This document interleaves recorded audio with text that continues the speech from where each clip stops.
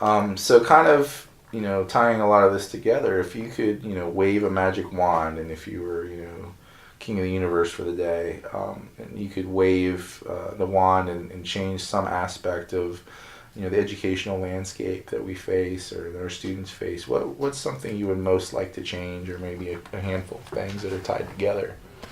Biggest challenge? That's the toughest question.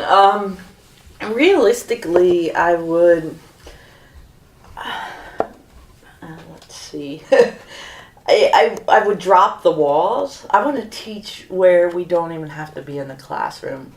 Because for my subject, I can take the students out and we can go to museums or theater or churches and bring all that together. Mm-hmm. But one thing that I would like to get rid of is the inequality, and that's a broad kind of generic term, but we have students coming in who have the ideas, who have the knowledge, but are being graded based on things they can't control. Maybe their testing ability or their ability to write. I have a lot of students from where English is their second language, and they're writing these amazing papers with poor grammar. And we have to kind of find the student where they're at, and I think we're stuck bureaucratically and tied to the state where we're getting rated on these numbers that aren't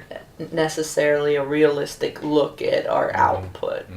And of course, I want all the students to finish. I want them to, not that they don't have any responsibility for that, but they do. It's a huge responsibility, but I want us to be able, that every student that comes in has a chance to finish. They're not all going to, because there are different personalities in different situations, but want them all to have the equal chance to succeed. Gotcha.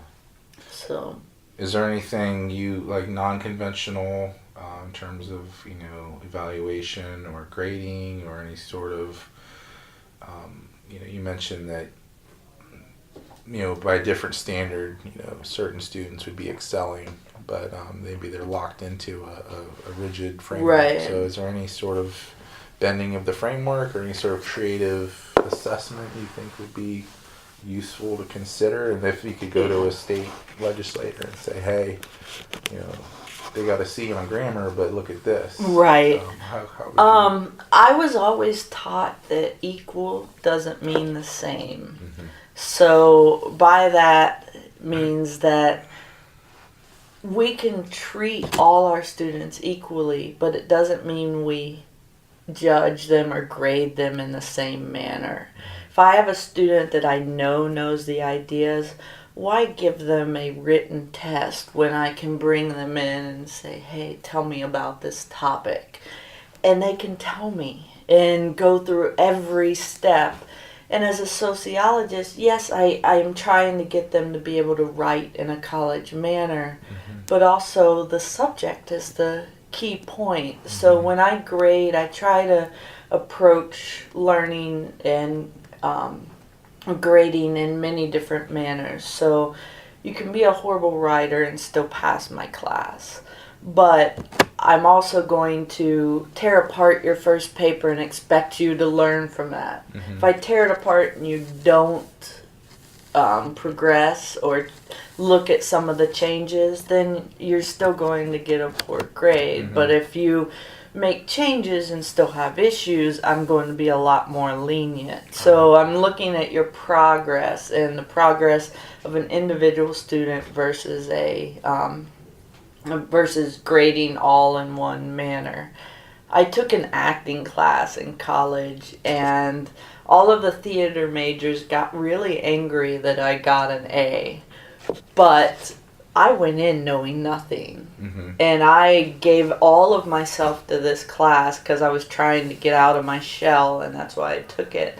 And I studied and worked my butt off and ended up being graded on my progress versus grading on the overall output. Got it. That's how I would like to approach. I can't do that fully now because we are boxed in by the laws, but mhm. that's what I would Mhm. like to see. I like that idea. Yeah. So maybe some flexibility where your final paper is either written or a presentation Right. or a Socratic discussion, as Yes. opposed to you must do this only. That's very very good. Excellent.